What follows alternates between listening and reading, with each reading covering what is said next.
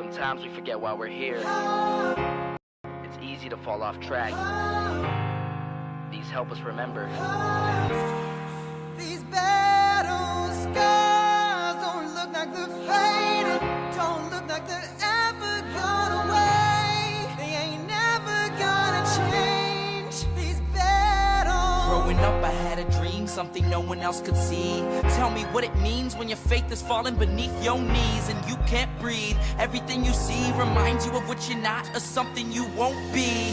You gotta take what you're given, that's how we live it. Don't be mad at the system, it's simply how we've existed. I hear a lot of people talking like they politicians and choose to be an accountant because it's safe in a business. Not because they wanna do it, just because they heard it pays. And who the fuck wants to be poor knowing that's how we've been raised? Society is getting heavy, I can feel the weight. The pressure of success is like 100 million pounds of shame. And that's the reason I'm staying up late, trying to find a way to escape the stereotypes this day and age is making me feel like the only way I'll be happy is getting signed to a label and making money through rapping. I wanna share my emotion because this world is attacking the very principle of life that lets the people be happy. If you don't have a reason to breathe, why even live? These battle scars are impressions of everything that it is. Don't look like they're faded, don't look like they're ever gone away. They ain't never gonna change. These battle scars don't look like they're faded, don't look like they're ever gone away. They ain't never gonna change. These battles. Now, if I had a voice that reached 100 million people, I'd tell them there's a reason that we're all created equal. Cause some decide to be great and some decide a sequel to an average person's life is simply what they want to be. So you make your decision, all I know is what I'm given. Won't define the life I lead or the way I dwell in existence. I've seen a greater image on the walls of where I'm living, and the words twisted and scripted remind me of something written. Faith is a gift that is given down to the people. If one believes it, one receives it. It's given if it is needed. Don't ever think you're trapped in a life that you never wanted. Your options are infinite, that's some mathematical logic. I'm not saying I'm a prophet, I'm speaking for what it's worth. These lyrics define my prayers and these battle scars on my church. Not saying I'm a prophet, I'm speaking for what it's worth. These lyrics define my prayers, these battle scars on my church. Don't look like they're faded, don't look like they're ever gone away. They ain't never gonna change. These battle scars don't look like they're faded, don't look like they're ever gone away. They ain't never gonna change. These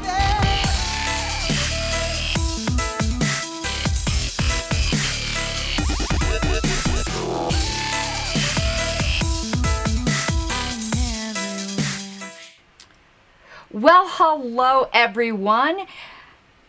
Not as normally well put together as I normally am. I have been going just like I'm a chicken with its head cut off, or as I prefer to say, a head with its chicken cut off. Don't even have my makeup on. I got nasty ass nails. But I was like, I have not done a show in a hot minute, and it's now May. And I promised something in the first week of May, and damn it, I'm going to keep that promise. In fact, what I'm trying to plan on doing, now that we are all caught up with our history stuff, is doing at least something on party history every Friday. Now, that's going to be really tough during convention season because I'm generally traveling on Friday, so maybe it won't be live. Maybe I'll have to pre-record some stuff, but I was not going to get behind again. We are going to be with our May 1973 LP news, and it is chock full of stuff. And I've got like so much bonus content for you guys, so I definitely have things to do. I just like doing these live so much, but I'm going to be at the Pennsylvania convention next weekend. And yeah, I'll probably have to pre-record something. But anyone who's been paying attention to Facebook, you'll totally snag me right now when you see what I'm wearing, okay? So I'm wearing the Piss and Vinegar Mises Caucus shirt right now. Some of you who have been following Facebook will say, wait a minute, didn't you just say you were at a meeting last night wearing that damn shirt? Yeah, because my ass didn't sleep last night. That's how busy I've been. And why I might seem a little loopy. I'm going to be Yeah, driving to New Mexico later this afternoon once Wayne gets back. And that's when I'll sleep and like do a clothing change and all that. But I've also just been doing a lot of like just being by myself. Like, again, a lot of you just know it's been a rough few months for me, and I just felt like I was about to have a freaking breakdown. I took a couple mental health days off from work, which I desperately needed. I'm going to be working on history in New Mexico this weekend. That was already planned, and that's always pretty relaxing for me. So I wanted to do the show before we went. I guess that was just like, I just laid a whole bunch of personal stuff on you, but we're friends here, right? Before we get started, up above, as you can see, is my Patreon. If you can, and I know we are all hurting bad now, you know, the economy is not so great.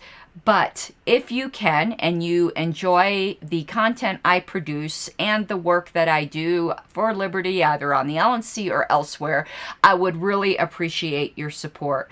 My ideal situation is to be doing this more regularly, like more, I don't want to say full time. I mean, that would absolutely be a dream. I would love to do daily content because I sure as hell got plenty to talk about, correct?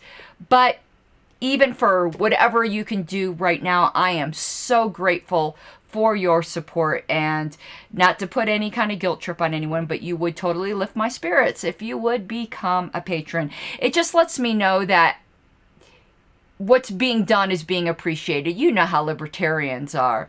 Actually, I want to relate something very sweet that happened to me yesterday. Somebody who's not necessarily one of my biggest fans paid me a compliment through someone else yesterday when they were, you know, some people were talking about whether or not they should take a certain course of action, and this person recommended that they talk to me. And this is what this person said about me. They said, her greatest strength is this: if she thinks you're fucking up and doing something wrong, she'll tell you.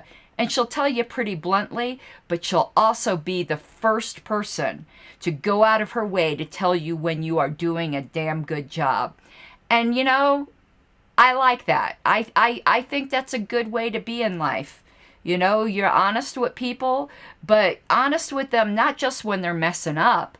You make sure that you tell people when they're appreciated. I think, and I'm not saying this to fish for compliments for me, not for me at all. I usually say when I give this spiel, because we as libertarians really do not do a good job at telling people when they're appreciated. Not to me. Right now, think of someone else. Think of someone else who probably hasn't been told in quite some time that they're doing a good job, and take a minute and just shoot them a message or shoot them an email and tell them that you appreciate what they're doing. It would really make their day. We don't do that enough as libertarians. So I'm glad that people notice that I do try to do that. I might not do it publicly. I like writing people privately. You know, maybe it should be more publicly, because I certainly do publicly criticize, don't I? So maybe it should be more publicly. I guess one reason why I don't do a lot of praise publicly is because I don't want to make it seem like I'm trying to get something from somebody, you know, like I'm fronting, you know, or trying to get some cred. I don't want that person to feel like they publicly owe me anything. I don't know. It's just like this weird thing I have. But also, God, today is just, if you're wondering why I'm like looking all over kind of weird, I'm not using my normal camera, which is my iPhone. It won't hold a charge. So yeah, that's nice, isn't it? So I'm using a webcam, not my PC one or Mac one, because that one would be shitty. I mean, this is a 1080p, but where it's sitting right now, it's just not where I'm used to my camera being. So I'm kind of like, I feel like a fish out of water. I'm using all kinds of animal analogies today. But enough of my jibber jabber, right? And I do see you, Julian. You say you're totally in class right now. You can watch it in class. No, pay attention to your school. That's much more important. But let's go forward here to May 1973 LP News. So go to the next scene. God, it's been a while. I'm like even forgetting how to do the software. Here we go. But that's not what I didn't want to show you that. The first thing I wanted to show you was this. Come on. There we go. All right. We are looking here at May, June 73. So this means I've got 2 months to milk content from this. Just kidding. It won't take 2 months to go through this whole thing. But I do have plenty of bonus content from past months to get us through May, June. Because at least for the next, I think through 74 of LP News, they were doing it at 2 months at a time rather than monthly as it had been. But look at this pretty thick stack here. So let's just go through it, shall we? And if you notice the thumbnail, if you're wondering what that picture was in the background, it will all become clear later. Because like David Nolan had like a weird grudge against a person. Like, we'll get into that. I just found it unusual. But so here we go. The headline, McBride, Nathan, and Rothbard scheduled to speak in Cleveland. I think this might be the first time we have seen a mention of Rothbard being actively involved, like with the party itself. I know he was like the economic advisor for the Hospers campaign, but I think, correct me if I'm wrong, and you guys know I love your comments, if we had talked about him really getting like involved in the day-to-day of the LP. I think this is where that first started. And this is leading up to, of course, the Dallas Accord in 1974. So they are planning for the 73 convention. Back then, we had yearly conventions. God, I can't even imagine all the work to put on. I'm so glad we don't do yearly conventions now. Woof. But we are kind of having a convention this year. The end of August in Denver is the LP's 50th anniversary celebration. So hopefully I will see you there. I don't think tickets have gone on sale yet. No, they haven't. I'm thinking they have not gone on sale yet. But they should be going on sale any day. When they do, buy them right away, because I think we are going to sell out. And Denver still has occupancy restrictions because Pontius Pilate, is an authoritarian jackass. So we're not going to be able to fill the venue to capacity. So get your tickets right away. All right, let's get started here.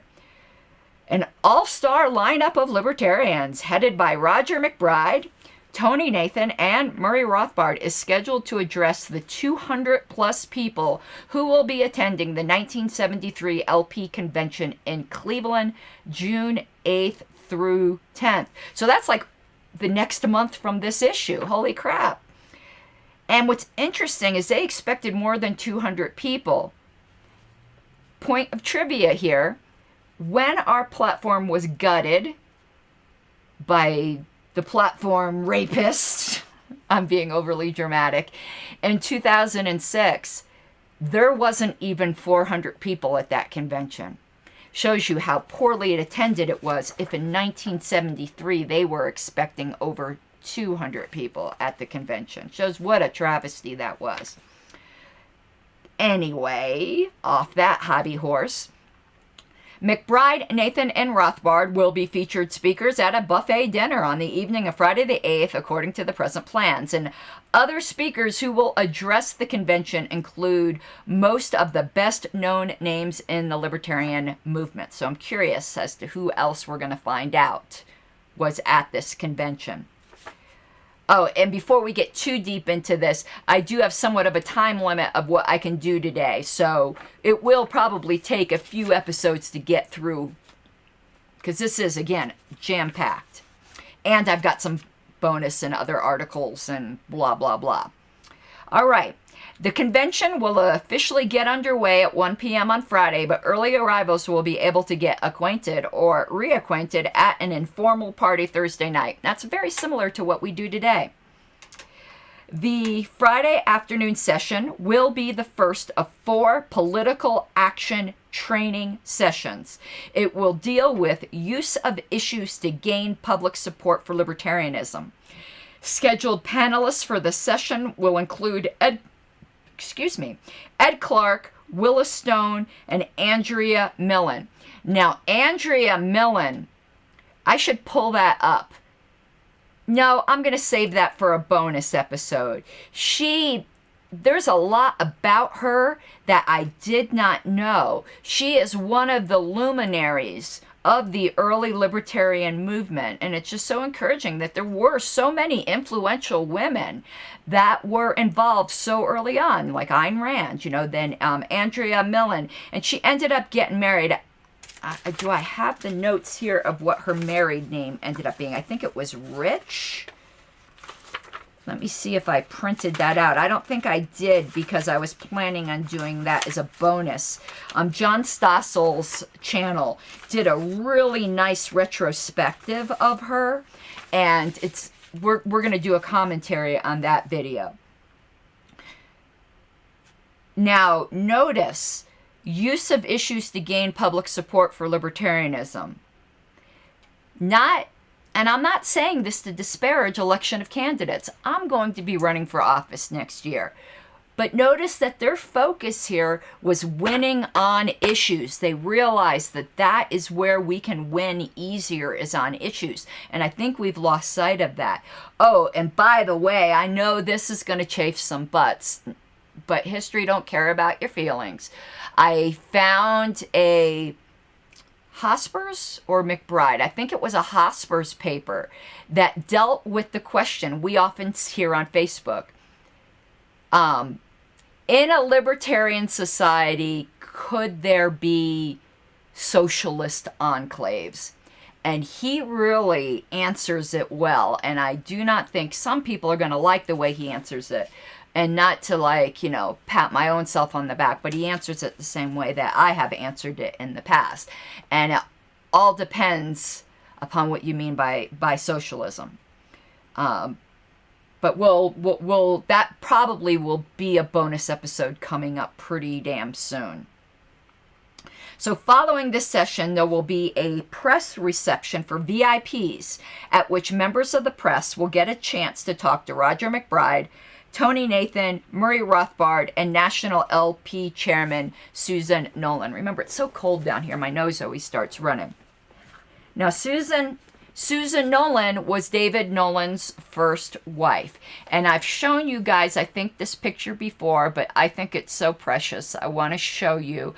I did track her down. She was kind of like, as far as the party was concerned, missing in action for years. They didn't know what happened to her. After she and David divorced, she kind of just fell out of sight, and people didn't, they said they didn't know where she was. Well, I found her. She's living in the same house her and David had lived in for a while. She hadn't moved in 50 years. But I did go to visit her, and I want to show you guys that picture. I just think this is so sweet. Different generations of libertarians. The very first party chair speaking with the history buff. But what was so sad, and the house was so cute down in Denver, but what was so sad about that encounter is that Susan, at this point, is suffering greatly from Alzheimer's. So during that visit, she was really in and out of lucidity. And when she was lucid, though, I just thought this was so cute, because she said it about 5 times. Any of you guys who have relatives who unfortunately have some sort of dementia know that they forget what they've told you, and it just happens. So she told me multiple times during that visit, but I just thought this was so cute, because she'd look at me all of a sudden and just become lucid and say, "I want you to know, I divorced him. He didn't divorce me. I divorced him." And I just thought that was so cute. I don't want to give credence to rumors or anything like that, but I got the impression from her, and I've heard from other people, that maybe David was a little bit of a playboy. Maybe he liked the libertarian ladies a little too much, and he was such a big brain. I could see why, freedom lovers, would have been attracted. So yeah, Susan made it clear to me, though, that she was the independent woman that made her own decisions, and she was the first chair of the Libertarian Party. So let's continue. All right, so that's where we were mentioning Susan Nolan. And David's second wife, Elizabeth, His widow she's also just such a sweet lady, and she's sharp as a tack. No diminished mental capacity there. Okay, continuing. The reception will be followed by the aforementioned buffet dinner, at which McBride, Nathan, and Rothbard will each speak briefly. Saturday will start off with a buffet breakfast from 7:30 to 9 a.m. Then at 9, the second political action training session will convene. And is this political action about electing candidates? No. It is effective use of media. Another thing that we can do really well if we play our cards right. And the scheduled panelists include Tony Nathan, Carl Bray, and boy, Carl Bray's no longer with us, but he was OG Libertarian. Don Ernstberger and Bill Westmiller. All of these names are names I'm very familiar with. After a break for lunch, the convention will resume Saturday afternoon with a session on fundraising. Okay, running from 1 to 3. And these scheduled panelists will include Wayne Dawson. I've never seen Wayne spelled this way. W-A-I-N. I like that. Ed Crane, David Walter, and Bob Meyer. I've heard of 2 out of those 3. And at 3, the 4th and final political action training session will commence, and this will be an open exchange session on the topic of building a state or local LP organization. None of the 4 political action training seminars were on campaigning. I just find that interesting because and again, not to denigrate running candidates, but just that the early party realized the reality of how third-party politics work. All right. The topic of building a state or local LP organization with those who want to start an LP group but don't know how, asking questions of those who have done so successfully. And to wrap things up, on Saturday night, there will be a poolside luau, where everyone can relax and enjoy themselves. And Sunday will be taken up with the National LP Executive Committee meeting. They did not call themselves the LNC at that time, which anyone who wishes may attend as an observer. All of the above described events will take place at the Holiday Inn of Strongsville, which is about 15 minutes from the Cleveland Airport. Now, check out these room rates. Oh my God. Room rates are $16 for a single, $20 for a double, and $3 per head extra for occupancy by more than 2 people. And you know, libertarians, they piled their asses into that room and didn't tell anyone. So they you know, you've been to enough conventions that you know. Now, the convention registration fee, as reported in the last LP News, is $10 for party members and $12 for others. This was a floor fee. We get very, very uchi today about floor fees, but this was a floor fee. Not an expensive one, but they did have floor fees in the beginning. This fee includes all convention paraphernalia and use of the convention facilities, and what they don't say here, but you have to read between the lines, obviously all convention business, but does not include any of the social events. So that was extra, meaning that this $10 was a floor fee. Anyone who wishes to attend the buffet breakfast, buffet dinner and speeches, and poolside luau must purchase a $25 party ticket from the Ohio LP. And this is also very interesting. Notice that that was purchased from the Ohio Party, not from the National Party. And we can still do this today. I don't know the ins and outs of it. I know a lot of people here in Colorado do, where if you can set up like a convention hosting committee, and then a lot of the FEC fundraising limits are completely eliminated. And that's the way the Democrats and Republicans get around a lot of these convention limits and get these huge sponsorships. So what it requires, though, is that the hosting committee can't be the national organization. And we used to do hosting committees through state parties and allow them to either keep all or a big chunk of the fundraising. And I think the last time we did this was 2008 in Colorado. And that's why so many people here in Colorado are so good at organizing national conventions, because they were the host committee for the 2008 convention in Denver.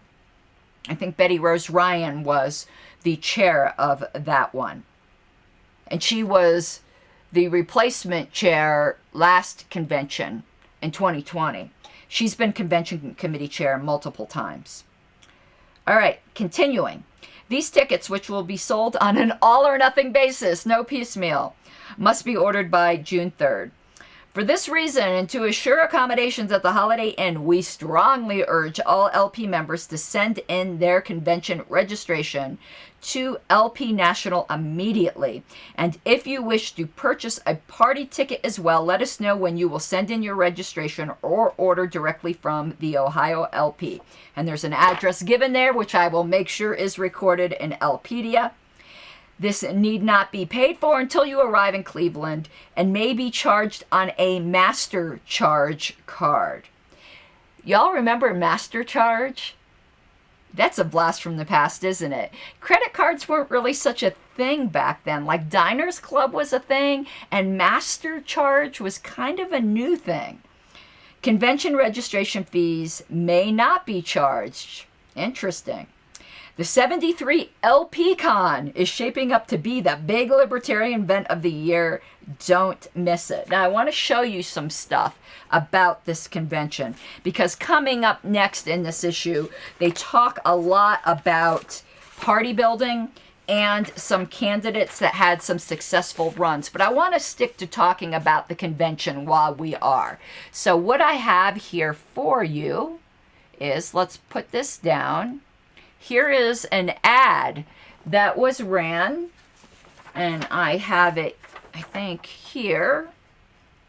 I think this was ran in Reason, but it was also an enclosure for this month's LP News. So it says, learn the mysterious power to uncloud men's minds at the Libertarian Party Convention, Cleveland, Ohio.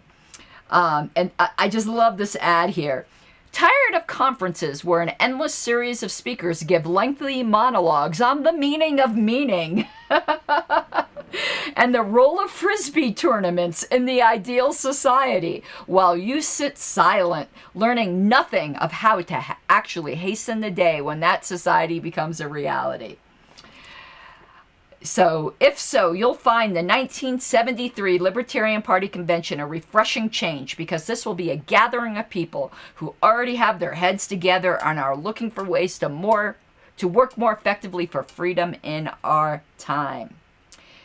So, it goes on to talk about what we've already just covered, so I'm not going to cover that again. They estimate attendance at 250.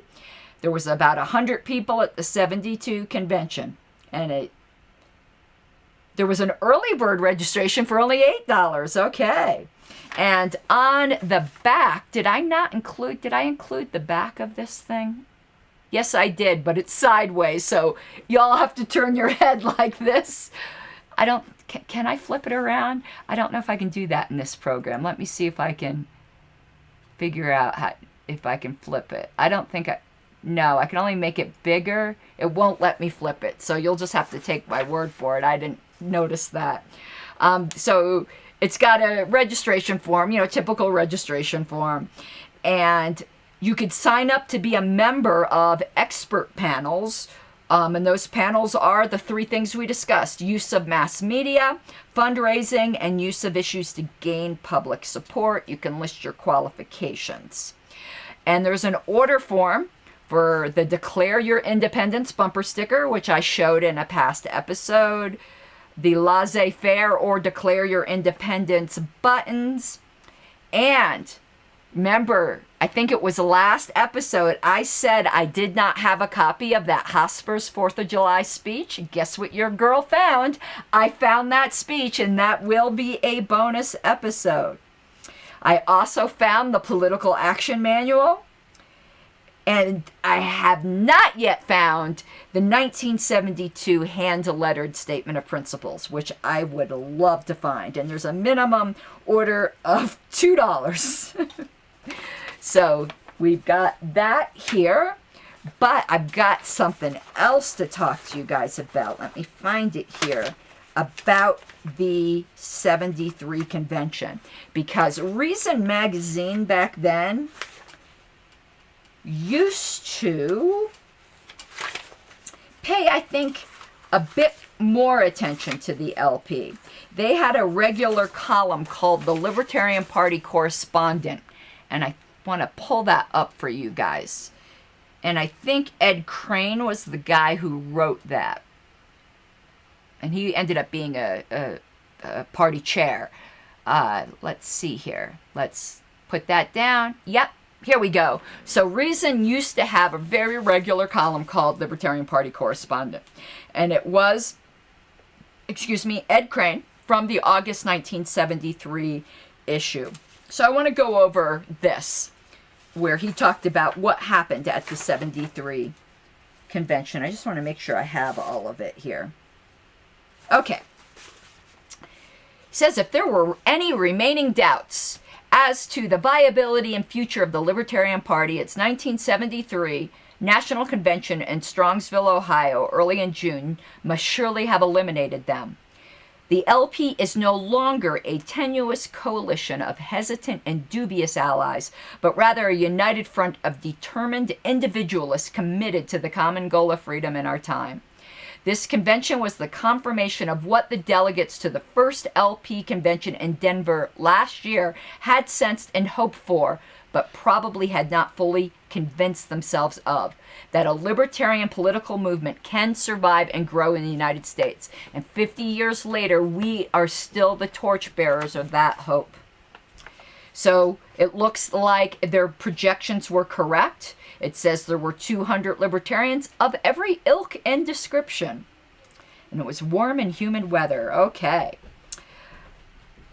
The Ohio delegation led by Kay Haroff. Now, Kay Haroff is someone that we've heard a great deal about. She was she ran a lot of campaigns. And it says that the Constitution of the party calls for a convention to be held every year with official business. See, I didn't know this. So official business was only on even-numbered years. I wonder why I didn't notice this before. That is interesting. Now, that wouldn't be so bad, would it, to have conventions every year with doing party business only on the even-numbered years? Though I would think doing party business on the odd-number years, well, let's just not even get into that. That was interesting. So this meeting was almost all seminars and workshops. So maybe that wasn't a floor fee. I might have misspoke. I assumed they did party business. But if they didn't, that wasn't. So now I'm going to have to investigate if there ever was a floor fee. I've always been interested in that, but I was wrong earlier. I misspoke.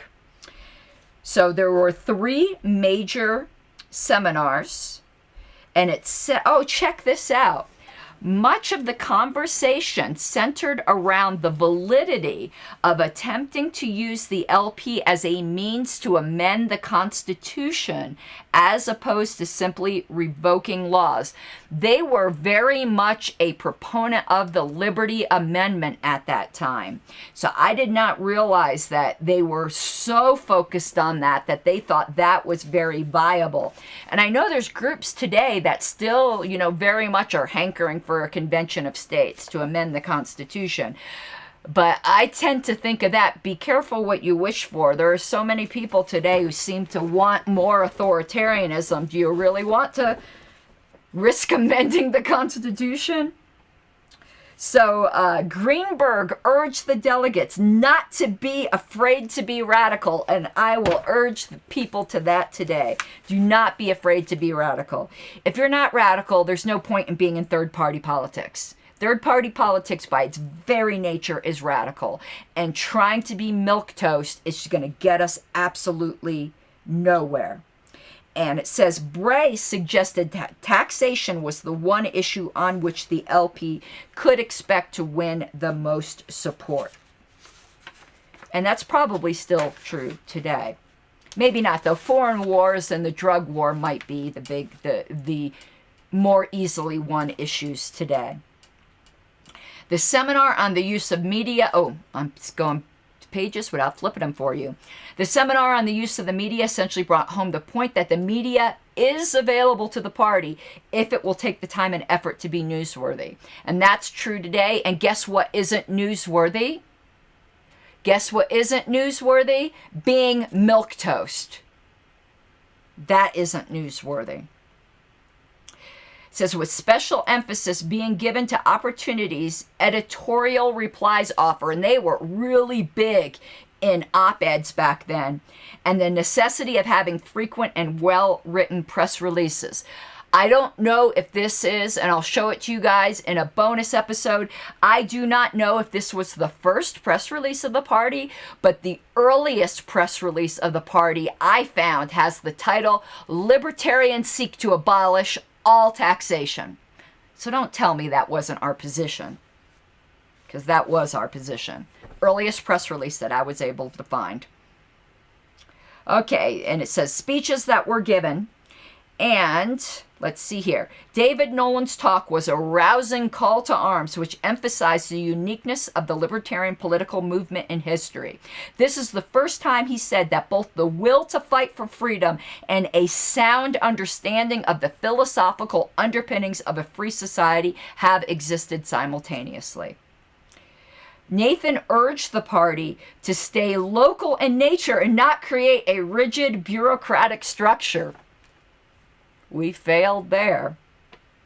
Too many people elevate the LNC and are just pissing themselves, worried about who's going to be the national chair. Don't worry about the freaking national chair. Worry about who's your state chair. Much more important than the national chair. Oh, here's what's funny. And Tony Nathan chafed some asses, and my asses, I do got back, so maybe we could say asses. I would have been pissed off. As I said, history don't care about our feelings. But here's what's funny. This was 73, and 74, this changed. Tony Nathan urged that was Nathan, not Nolan, that urged the party to stay local in nature. But she caused controversy by suggesting to the anarchists in the party that they use some other word to describe their political views. There is a difference, she said, between no government and the lawlessness that the word anarchy connotes. And a lot of people would agree with her today. I do not agree with her. I agree with the way many movements, including the gay liberation movement, and the way they reclaimed the word queer, which used to be an insult. I don't believe that we allow others to dictate our language and what we choose to identify as. I do not use another word. I am a proud anarchist, and that has never closed doors, at least for me. Your mileage may vary. It might not close doors for me because I don't look threatening, I'm a late middle-aged woman with pink hair. I don't look like I'm about to just go out, and boot stomp people and throw Molotov cocktails. So maybe that's why I can get away with using the word and others can't. You do you, boo-boo. Your mileage may vary, but I will use the A word. Shamelessly. Okay, let's see what else we might have here. McBride, the gentleman from Virginia, who put the LP on the map with his electoral vote last December, was given a long-standing ovation, complete with banners reading McBride in 76, so they were recruiting him hard. I like this. His speech ended with typically McBridean rhetoric. And when the tyranny that presently engulfs us falls, let it fall like Lucifer, never to rise again. There are some people today who would be offended at that.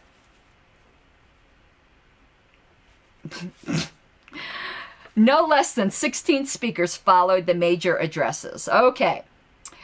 And I'm wondering if he mentions tape recorded messages from LP presidential candidate John Hospers and Murray Rothbard. I'm wondering if I have those tapes somewhere. I've got audio cassettes coming out the wazoo that need to be digitized, and maybe we'll find some of these. I love this here. Rothbard, speaking to those libertarians who are opposed to the use of the political process, commented that we did not seek politics. It was thrust upon us by the state. Damn straight. It is absurd not to make use of the political machinery to roll back the state. I absolutely agree.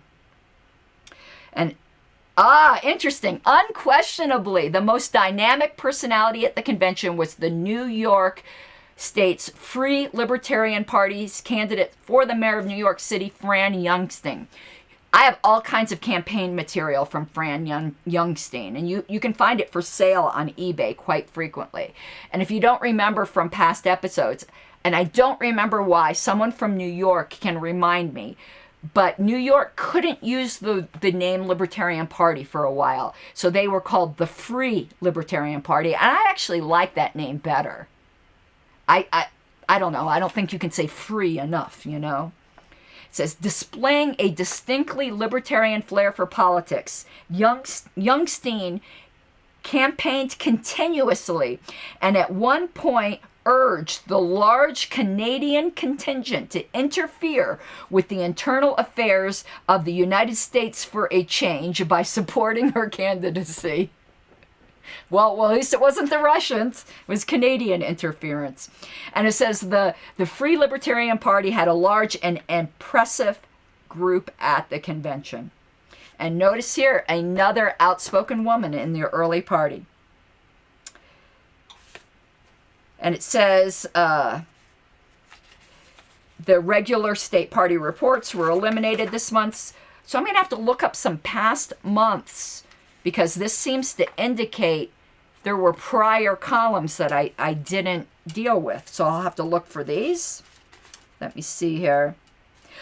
Considerable discussion took place concerning libertarian-like parties in Denmark and Norway. I wonder if those movements are still alive. We can research that and find out. Oh, I'm wondering if this is anywhere. On the last page, it says, the Ohio LP is publishing a souvenir program of the 73 convention for $2. And you write Glenn Schmidt. I'd like to see that. Texas LP, third largest in the nation. They're now the second largest in the nation. Our national totals, California's the largest, Texas is the second largest, Florida is the third largest, donated $50 to the Carl Bray Defense Fund, which we'll be talking about in another issue. There are now 34 state parties. Can you believe that? In just a year, 34 state parties. The latest one to form was Tennessee. And Winston Duke of Illinois and Bill Westmiller of Michigan were elected to what would become the LNC. It says ads for the LP will be carried in these magazines called Commentary, Human Events, and Analog.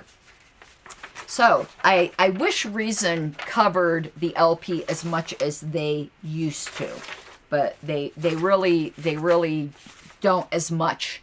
I think they've kind of gotten back to a little bit. They've been at our recent conventions, and maybe my perspective is just warped and they do, but it seems to me they could cover the LP more than they do. I mean, we are the only political wing of the libertarian movement. So I think we've more than earned it. That is, I think, going to be it for today, because I do need to get on the road to New Mexico to work with scanning and copying, and, you know, it's a history weekend for me. So thank you everyone for tuning in. Again, I never make like a promise, because I don't like breaking promises, but I will make a considerable effort and attempt that if at all possible, you know, God willing, life willing, to always have something on LP history on Fridays. So let me go back here to full screen. Here we go. Just pimping one last time for my Patreon, and we still are going through the book Fear and Loathing on the Campaign Trail, 1972. Fascinating book, but that's, I'm not going to stress that any longer. Libertarians are generous people. They always help when they can, and they do believe in the free market. I hope to have some other shows coming up this week. So until then, I hope you guys have a great weekend, and thank you for tuning in. I don't have my exit music queued up. So I think we're just going to end it with a goodbye, and see you later. Mi guapas de Libertad. Love you all.